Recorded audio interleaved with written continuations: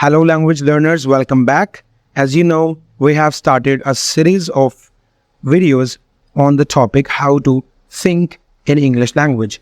In our previous video, we talked about one of the biggest challenges we as a non-native speakers have to face when we want to say something in English, when we want to speak English to someone, when we want to communicate in English language. What we usually do, we think about some words and we make some sentences in our minds, in our native language, and then we try to translate those sentences in target language, or you can say in English language. And it takes a lot of time and energy. And usually we get short of time and we don't find enough time to continue our conversations with the people we are talking to. Now, the reason behind all this is that we all have been taught this way. We have been taught through a method that is called grammar translation method. In this method, what we do, we make sentences in our minds, in our native language, like we have Urdu as a native language. How did our teachers teach us? Of course, they would say that if you want to say, "Aap kya kar rahe hain?" you need to, think about this sentence in Urdu, "Aap kya kar rahe hain?" Then with correct grammatical structures and rules and tenses, you will translate this sentence in English like, "Aap kya kar rahe hain?" You.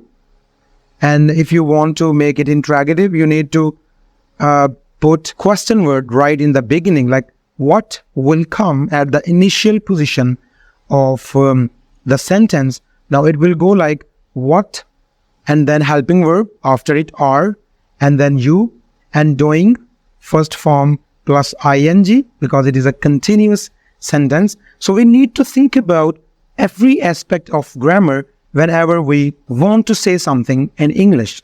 So it takes a lot of time, and it looks logical and convenient in the beginning, but when we level up, when we have to make analysis, when we have to speak spontaneously, we don't, find it easy to make bigger chunks of language in a very short span of time. The first technique I shared with you people was that right in the beginning, when you want to learn English, you need to surround yourself with English language. Whatever you do in your free time, whatever you try to learn, whatever videos you want to watch on social media or mainstream media, you need to convert, or you need to shift from your native language to English language. It will help you greatly, believe me.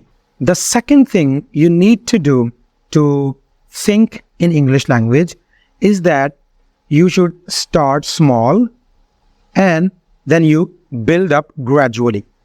Now, how it can be possible for a beginner to start thinking in English? Let me give you an example. Just think about your own room. Whenever you are in your room, think about the objects and the things that you can look at in your room. Just think about the fan, door. There might be a window, a bed, side tables, a lamp. There might be some other, furniture items. There can be a bookshelf, books, novels. Just think about the individual words.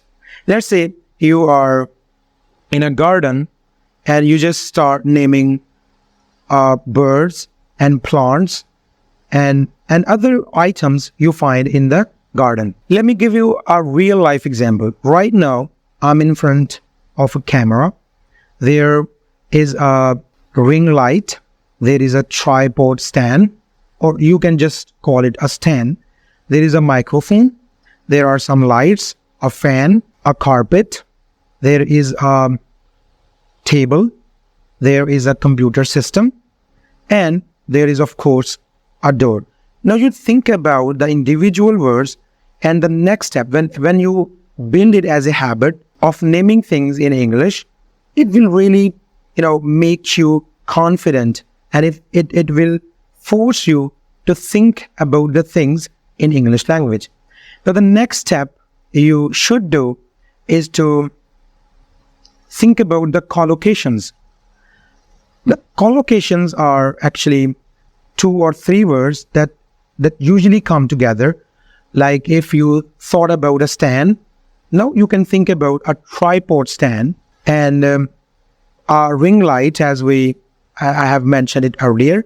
There is green carpet. There are some fancy lights.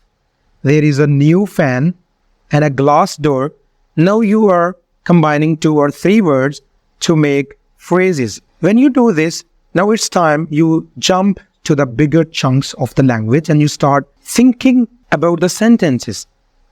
Now, listen, you are not making sentences, you're just thinking about the sentences.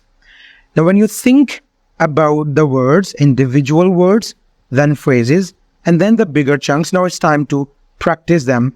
Let's say there is a tripod stand, there is a green carpet in the room, the lights are fancy and colorful. Now it's time to make bigger sentences, and whatever situation you are in, either you are in your room or in an office or in a bank or in a garden or in your studio, whatever you are doing, whatever situation you are in, you just need to think about the words and then the collocations and the sentences in your own mind. Now the time comes to practice these things out loud, because just thinking about things in English won't help you in any way. You will have to make sentences out loud and you have to speak to someone. Now, when you have the habit to think in English, now English will automatically come out of your mouth and you will find it really easy and you will get comfortable with not only individual words, but you will find it easy to make complete sentences of English language. I hope this technique will help you in many ways, and I will make many more videos about this topic. So stick around. We'll meet you in the next video.